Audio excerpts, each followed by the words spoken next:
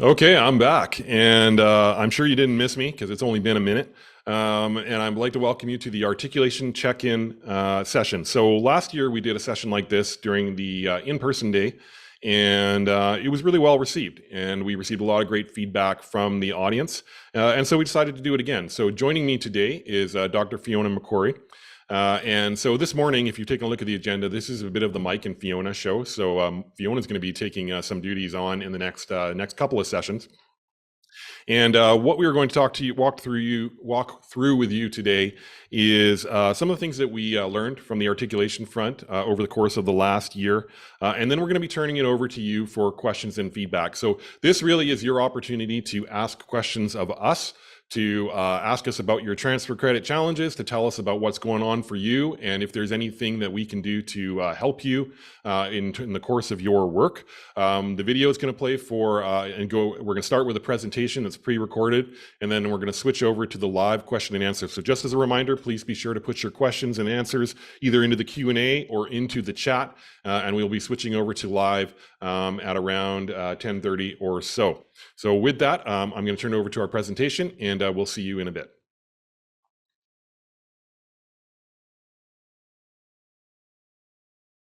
All right, thank you everybody, and welcome to the session Articulation Check-In. We did this session like this last year at GEM, and it proved to be quite popular, and we got a lot of feedback, so we decided to bring back the greatest hits. And I'm here to welcome my colleague, Dr. Fiona McCrory, Special Projects Officer. Hello, everyone. Hello, Fiona, and we're going to be going back and forth, giving you a bit of an overview of what's happened on the articulation front, and then we're going to be opening up the floor for your feedback and comments. This session is particularly geared towards articulation chairs and co-chairs, towards the system liaison persons, as well as representatives on the articulation committees, and is also geared towards transfer credit personnel who are looking for a bit of an overview of what's happened on the articulation front.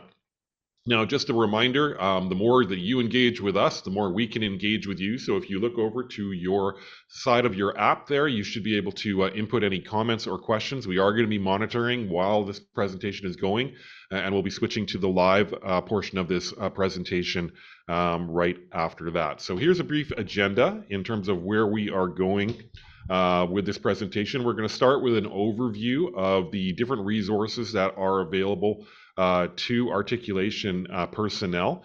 We've done a lot of work. Fiona in particular has done a lot of work in terms of updating these resources this year, and she's going to tell you all about that. We're going to talk about the principles and guidelines for transfer. There have been some updates to this document, and we'll be going over that in just a few minutes. And we'll also be talking about a new policy that we approved this year regarding course inclusion in the BC Transfer Guide.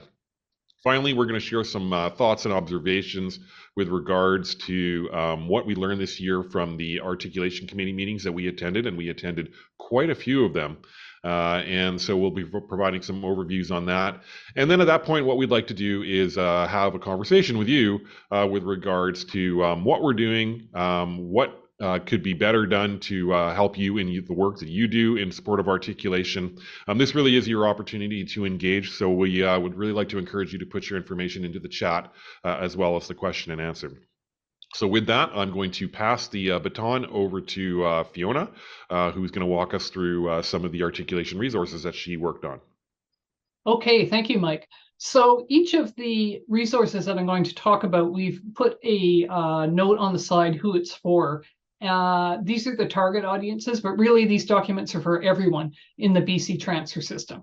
They describe different parts of the system and give some guidelines as to how they work, but these resources are on the BC CAT website, and they're there anytime anyone wants to look at any of them. The first one I'm going to talk about is the new Articulation Committee Guide. This is the document that was formerly known as the Articulation Committee Companion, and it's been revised and updated for 2023. The primary readers for this document will likely be articulation committee chairs, system liaison persons, representatives on articulation committees, but also people who are new to participating in an articulation committee. So what's in here? Okay, one is an overview of the role that the articulation committees play in the BC transfer system, and it's a very important role because essentially they are the liaison between BC CAT and institutions with individual institutions that are represented on the committee. So there's an overview of the role that the articulation committees play. The terms of reference for articulation committees, these were recently updated. So this is new, a new document that's in the articulation committee guide. And I really encourage, especially chairs and co-chairs and system liaison persons, to take a look at the terms of reference because they give some guidelines as to what articulation committees responsibilities are, their relationship to BC CAT, and the types of activities that they usually carry out. We also have the policy that establishes new committees. We have a very extensive checklist about how to organize an articulation committee meeting. We have some information on the special purpose funding that is available to articulation committees that want to undertake research that's related to transfer. And there's also a FAQ about all sorts of things that might happen in an articulation committee and BC CAT's recommendations for how to deal with those. I do want to mention that there's one section that we added for this revision of the Articulation Committee Guide, and it's a whole section of information for new representatives on articulation committees. So if someone has just joined an articulation committee as a representative for their institution or their program, and they don't quite know what the committee is about or what they're expected to do, it's all in the Articulation Committee Guide now in a separate section. So there's the link to go and look at this wonderful document. And now I'm going to talk about another revised guide, which is the How to Articulate Guide. And this resource is primarily intended for transfer credit users, for staff, for administrators, for faculty members or department heads who are evaluating transfer credit requests. But again, like with the Articulation Committee Guide, everyone is welcome to look at this because this is the main information resource for articulation in the BC transfer system. So it contains sections on things like how to prepare for articulation, how to tell if a course or a program is ready to be articulated, and some of the groundwork that could be laid before the actual articulation request is made, when articulation should be requested, when articulation should not be requested, when a course or a program should be re-articulated because parts of it have changed. At the evaluator's end, what are the things that evaluators should be looking in transfer credit requests to determine if there's enough equivalency to grant transfer credit request? And because we also have different kinds of transfer credit in the BC transfer system other than course-to-course transfer, there's also information on how to articulate block transfer agreements and other types of transfer agreements that aren't course-to-course. All of this is in the book. And as I say, this is BC CAT's main resource on the articulation process. So we're very happy to have an updated version of it. And we hope that you will take a look at it. We've also been spending our time revising the BC CAT website. And this is who it's for, everyone.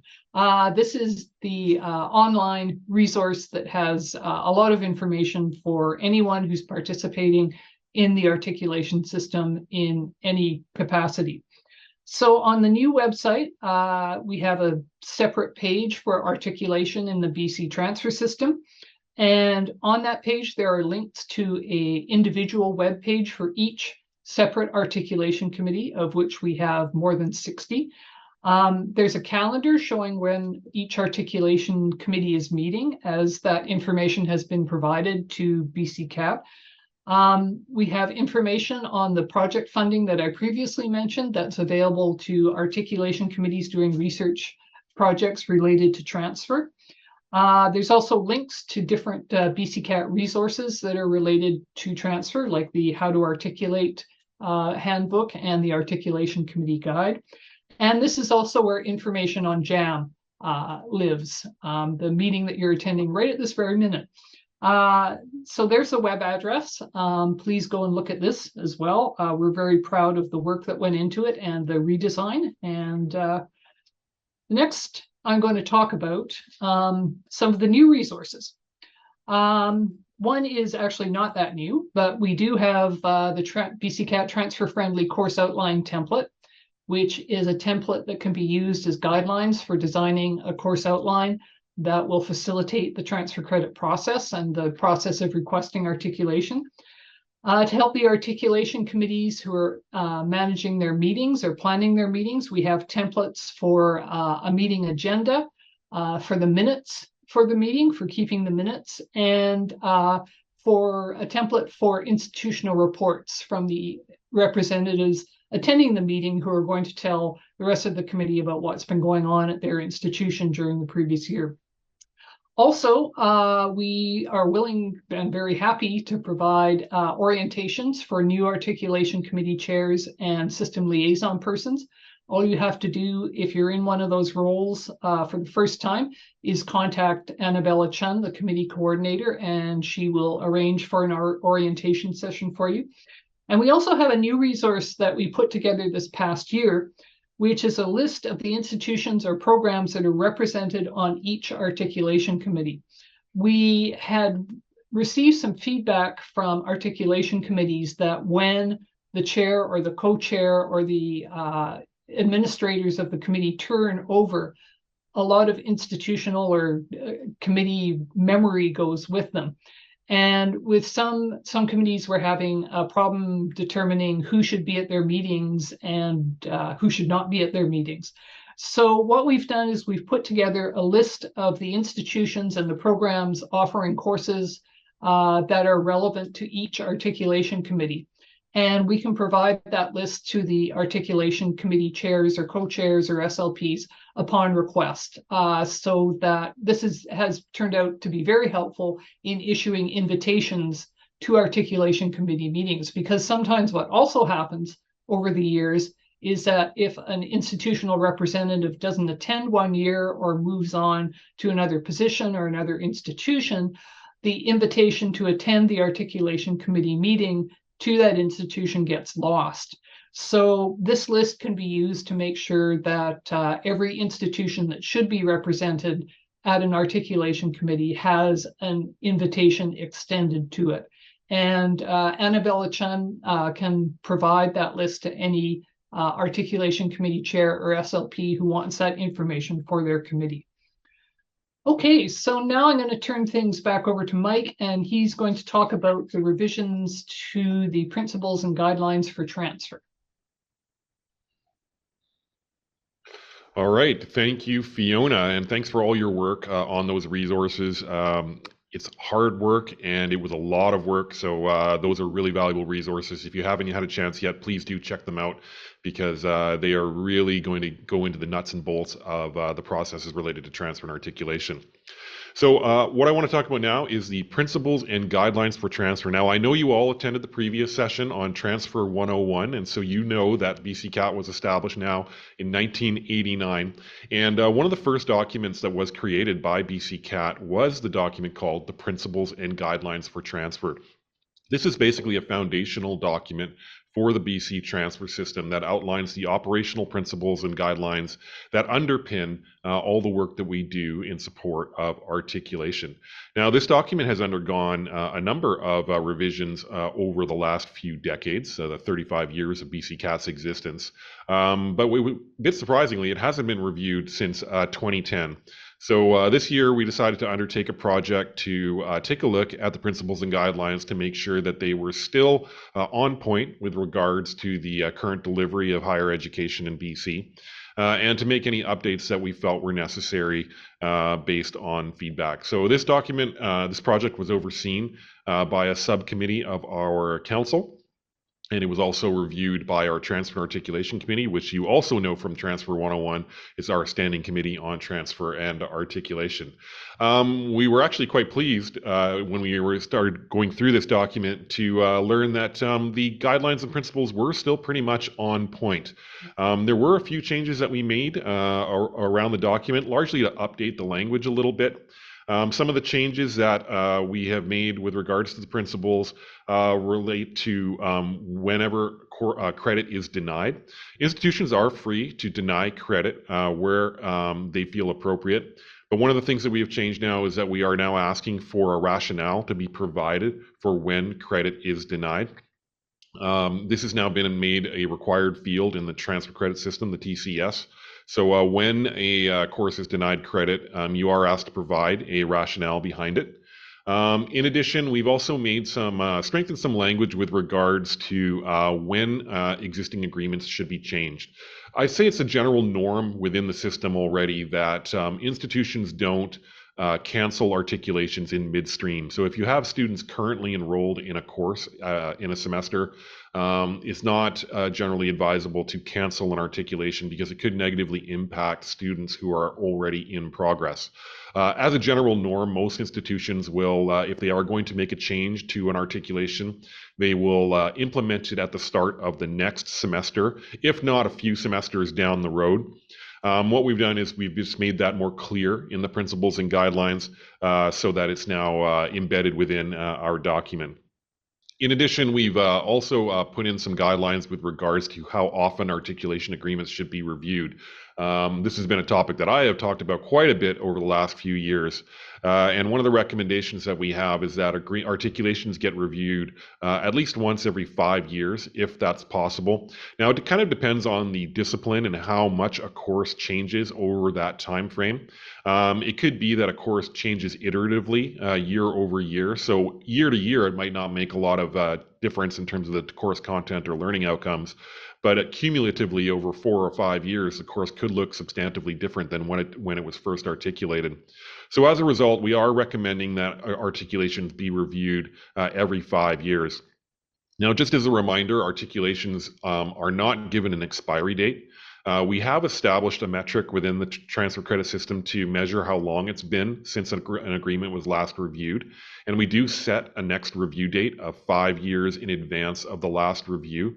However, we are not canceling agreements. They're not automatically being expired.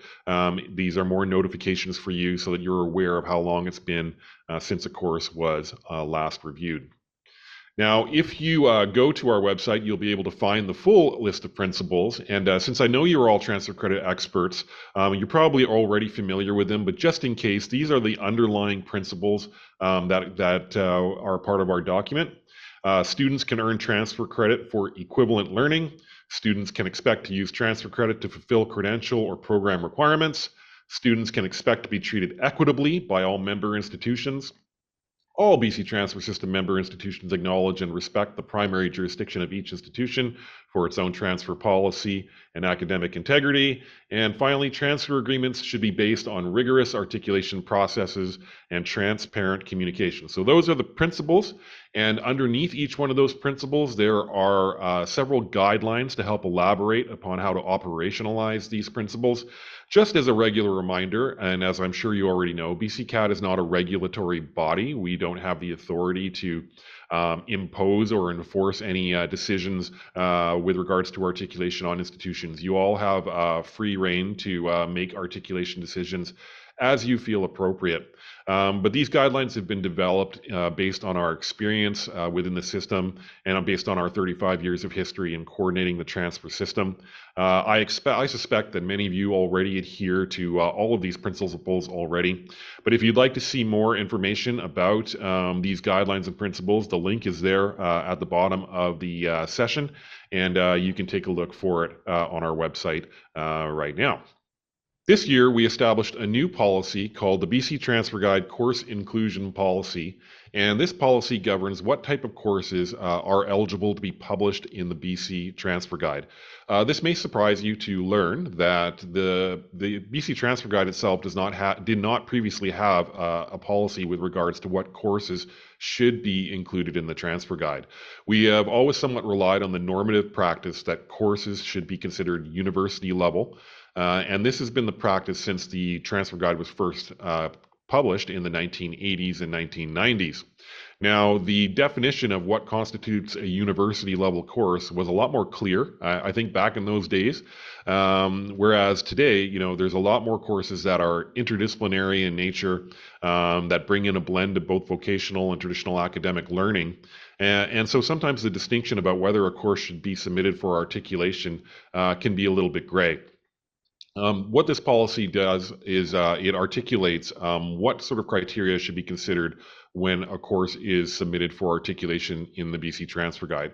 We embarked on a consultation with the sector, which included consultation with the dean's groups, sector groups, articulation committees, as well as our committees and council. And the general feedback that we received with regards to the current practices was that the current system is working, that in general, all the courses that are being submitted are appropriate and should be articulated in the BC Transfer Guide as determined by institutions. And then there wasn't any massive call for changes to the current practices. Now, just to be clear, this is not an official statement about what constitutes a course and what courses should receive credit. What it is a policy regarding what courses should be eligible for credit or submitted for articulation in the BC Transfer Guide. Now, one of the guiding principles that we've always tried to let people make sure they're aware of is that underpinning any request for articulation should be a reasonable expectation for student mobility. It's not to anyone's benefit to send out courses for articulation where there is no chance of a student transferring. There should be at least an expected pattern of student mobility. So should be in either an existing program, or if the program is starting up, there should be a reasonable expectation that students will transfer and take advantage of any articulations that are created for these courses. Now, in terms of the criteria, all courses should in general meet all of the following criteria. A course should be considered post-secondary level. A course should be credit bearing with the credit applicable to a credential program. And the sending course must be accepted for credit at another BC Transfer System member institution. And finally, the course must be actively offered or expected to be offered at the time of articulation. There are new courses that are offered all the time. And in some ways, I've often said that we are almost the victims of our own success here in British Columbia, because a lot of times students will not register for a course if it's not articulated and already published in the BC Transfer Guide. And so that can be a challenge when you're offering a new course or a new program that hasn't been run yet. Many schools want to get those articulations done in advance so that they can advertise those pathways to potential transfer students. As long as the course is expected to be offered and it meets the other three criteria, you're welcome to submit the course for articulation. Now, there are some exceptions to this. Private BC-based institutions that are not members of the BC Transfer System are not eligible to have their courses listed in the BC Transfer Guide. So we currently have 11 private degree granting institutions that are part of the BC Transfer System. These are not the schools I'm talking about. Any BC Transfer System member should be treated the same as anyone else, and that includes any private degree granting institution that is a member of the transfer system. However, there are many private institutions that are not degree granting, and they are not members of the BC Transfer System, and those institutions are not eligible to have their courses listed in the BC Transfer Guide. If those institutions do have articulations with other BC Transfer System members, they are eligible to have block transfer arrangements listed in the BC Transfer Guide, but not on a course-by-course basis. Now, we do have some a basis to offer exceptions on a case-by-case basis. And though any applications for exceptions would be reviewed by the Transfer and Articulation Committee, and a decision would be made with regards to that particular case, and it wouldn't necessarily be a precedent for any additional institutions. Just as a reminder, we do also have other types of transfer credit guides in the BC Transfer Guide. This includes the Adult Basic Education Guide, ABE, English as Additional Language, has a transfer guide, and we also have a number of discipline-specific transfer guides, and you can find those all through our website. So the entire policy you can find at the URL that I've included below. And from there, I'm going to move on to the next slide. And I'm going to pass the baton back over to Fiona, who's going to talk a little bit about what we learned this year during the Articulation Committee meetings of 2023. Okay, thank you, Mike. So BCCAT staff try to attend as many Articulation Committee meetings as we can. One unexpected benefit to the COVID lockdowns was that most meetings during those years were completely online, which made it quite easy for us to attend. But now that things are opening up more, most meetings have taken on the format of being in person with an online option. And we encourage committees to have that online option because it may be helpful for representatives or other attendees who may still not be comfortable sitting in a large room with a group of people for an extended period of time, or for other reasons find it difficult or challenging to attend in person. This year, we attended 45 meetings out of more than the 60 articulation committees, most of which met between March and July. And I will mention here that the sooner that articulation committees notify us of their meeting date and time and place, the higher the chance that a staff member will be able to attend. If you look at the meeting calendar on the articulation page on the BCCAT website, you'll see that between March and July, there are a lot of meetings. And if we know far enough in advance, sometimes it's possible for us to coordinate attendance. For example, if 2 or 3 committees are meeting at the same institution on subsequent days, a staff member may be able to go up to that location and stay for all 3 meetings. So that sort of coordination is really helpful if BCCAT knows far enough in advance of the committee's plans. So I'm going to talk a bit about some of the challenges that we receive feedback on from the committees, and also talk about some of the issues that were raised, that we saw being raised across multiple committee members. Maybe because of institutions and staff members and faculty members still adjusting to the new reality of post-COVID, post-secondary institution, we understood that a number of committees had challenges with finding a committee chair or finding an institution or a person to host the meeting, and just the logistics of organizing the meeting itself, especially for the in-person part.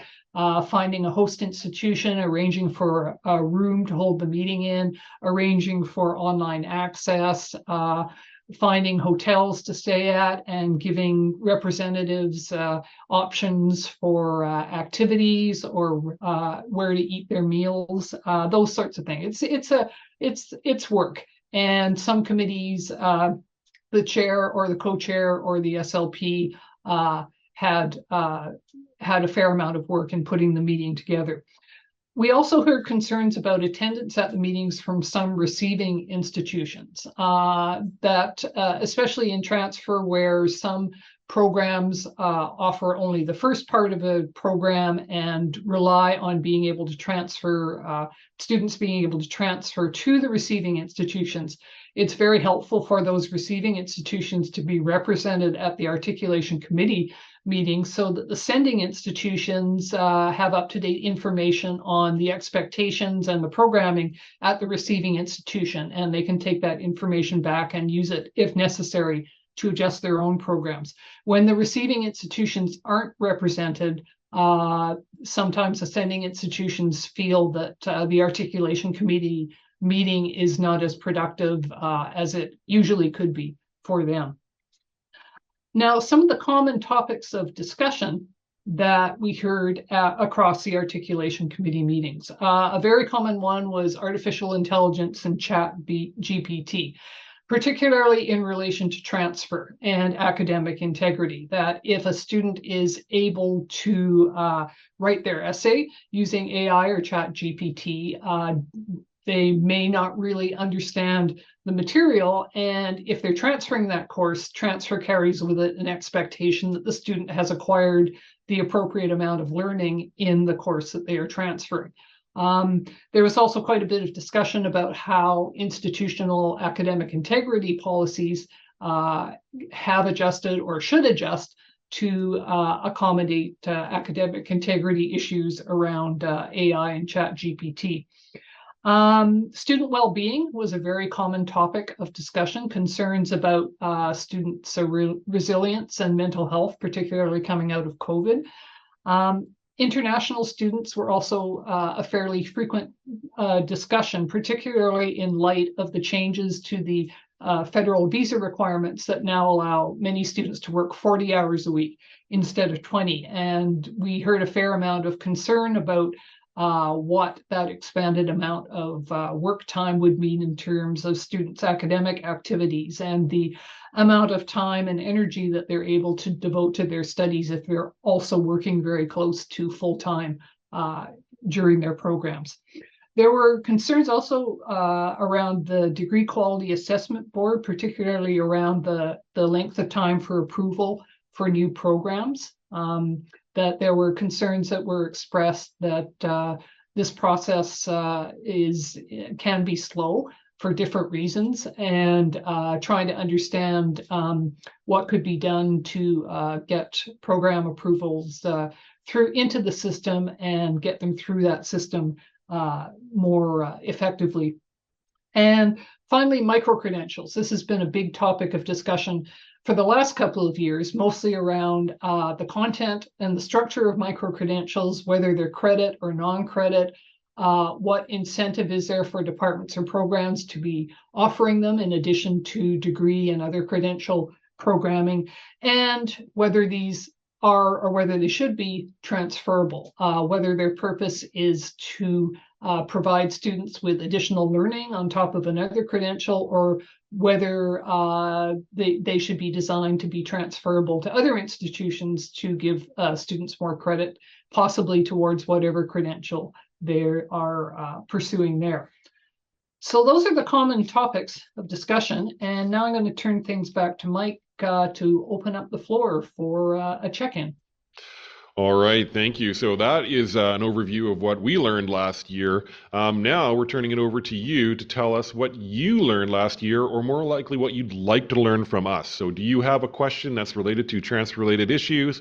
Are there any particular issues facing your articulation committee? Or is there anything that you want to let BCCAT know as we move forward? You might notice that from the list of topics that Fiona just presented in terms of things that came up in the articulation committees, a lot of those topics have shown up on our agenda this year to help elaborate upon. So please go into the chat. You can use either the comments or the question and answers, and we're going to switch over to live now, and we will see you there.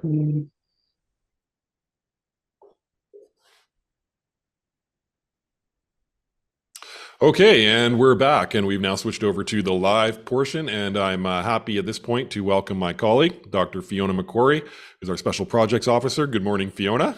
Good morning, Mike. Good morning, everyone. All right, and I see that there are a number of questions. This is now your opportunity for those of you in the audience, and there is quite a few of you according to the stream.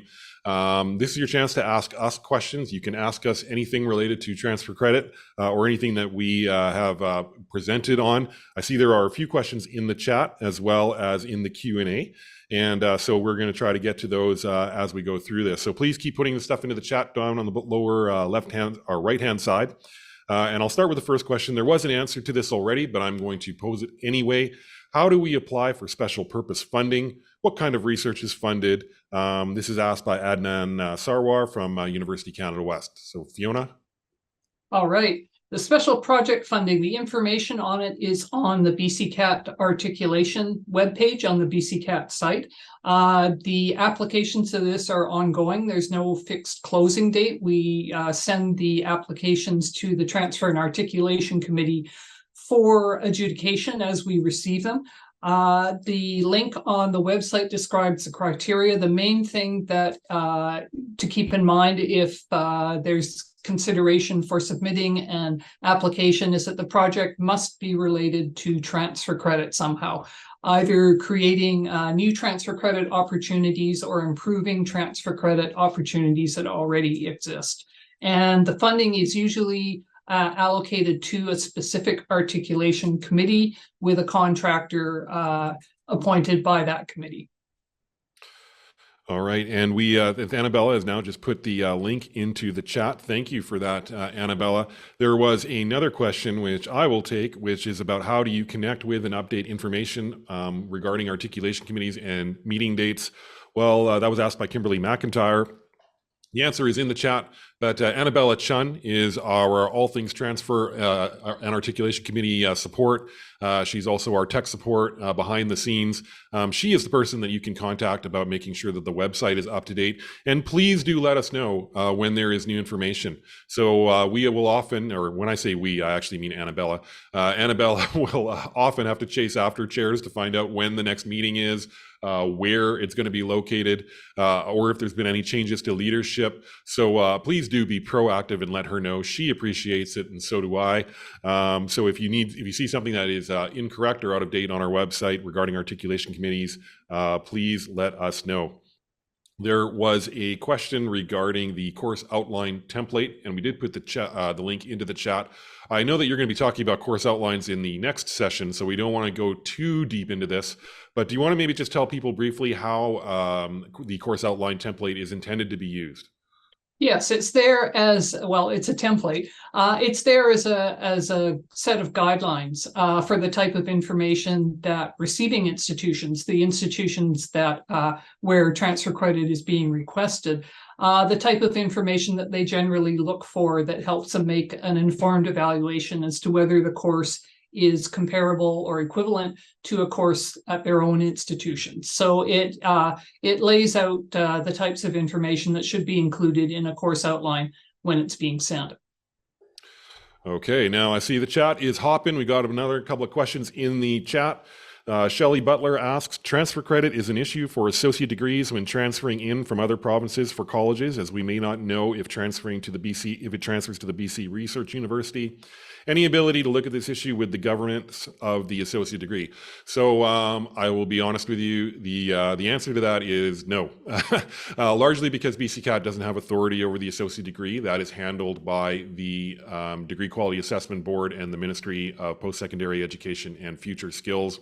According to the current definition, in order for a course to be applicable to an associate degree, it must articulate with one or more of the research universities to a subject with a degree program.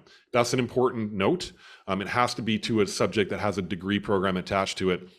So this does raise questions about, well, if there are courses coming in from another province, and then they transfer to your institution, and then that course transfers to a research university, can it be used towards the associate degree? The current answer to that is no.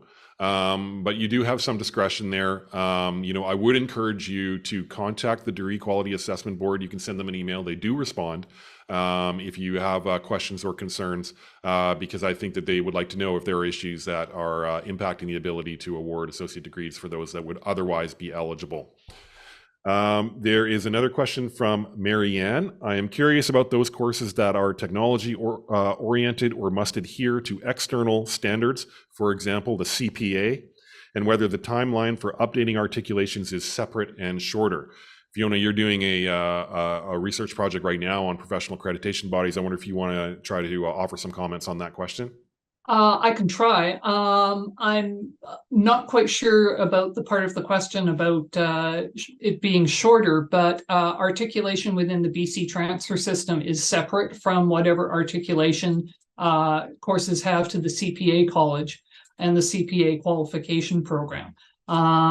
So I would suggest if there's questions about whether a course is CPA transferable or not, to take that up with the CPA association, and because the two processes are separate. It's obviously very helpful to students if a course transfers both to CPA and also to another institution, but it's two separate processes. All right, and then we have a question from Abhilash. Apologies if I mispronounced your name. It's regarding micro-credentials. What are the challenges other institutes are facing, especially from union? So I think this is more of a question for the community than we can answer. We obviously have no insight into union affairs within institutions. We do have a session, though, coming up tomorrow by Susan Forsay. from Thompson Rivers University, who's going to be talking to us about micro-credentials and some of the recent initiatives that were funded by the provincial government. And we'll also be talking about a new project that is coming to the Foresight around a credit bank.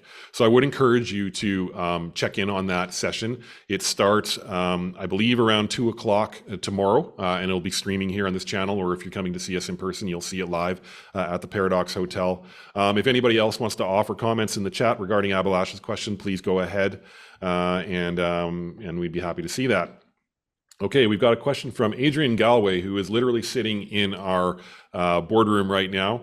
We have a studio audience over there. I popped my head in just a minute ago and was surprised at the party-like atmosphere over there. Really nice to see. The BC business system is so different, trying to get my head around the articulation committees. If a college has a diploma program in a particular area, for example, social work, are the courses articulated to university degree programs? So do the students from a college program get full credit for these courses, and can they put them towards the degree credential? Fiona, do you want to reflect on that question? The basic answer is it depends on the receiving institution. There are some institutions that articulate diplomas on a course-by-course basis, which often happens if the diploma has different streams or concentrations within it. So students graduating with the same diploma may have taken different courses within it. And other institutions articulate diplomas as block transfer, that they recognize the 60 credits or the 30 credits or whatever value the diploma holds in credit hours as a block, and the student transfers with that block.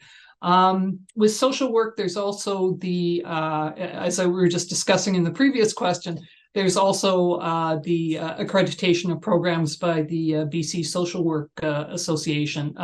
I can't speak specifically to how that affects articulation or entry into degree programs, but I'm just mentioning it as that may be another factor that affects how transfer credit works within that particular discipline. All right. We have a question from John Bryant from UBC Vancouver. Could an out-of-province post-secondary articulation be listed in the block transfer area of the transfer guide? Excellent question. The answer is no.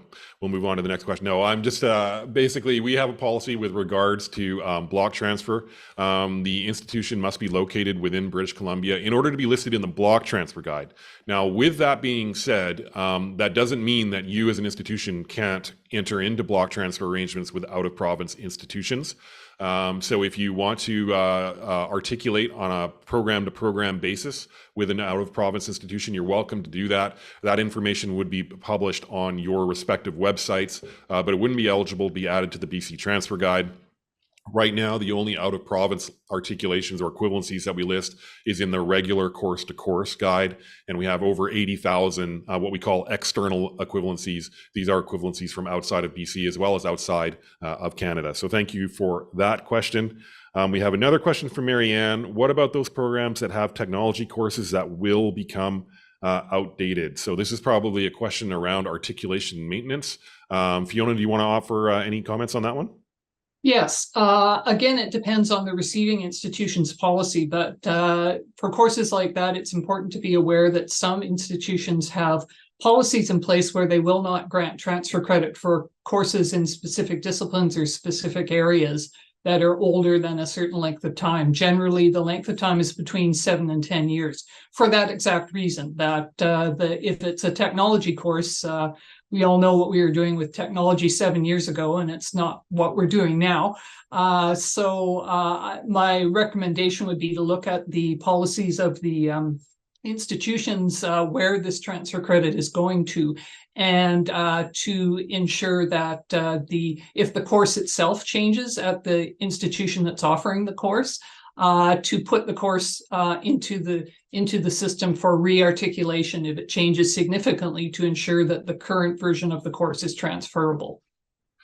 The issue around articulation maintenance is one that I've presented on many times, including last year as well. And I did a session, which you can find on our YouTube channel under the JAM 2022 playlist.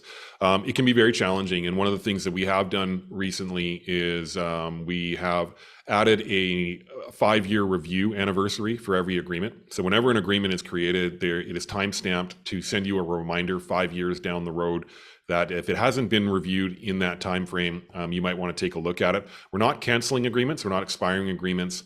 And I think that we landed on 5 years because it sounded like the sweet spot.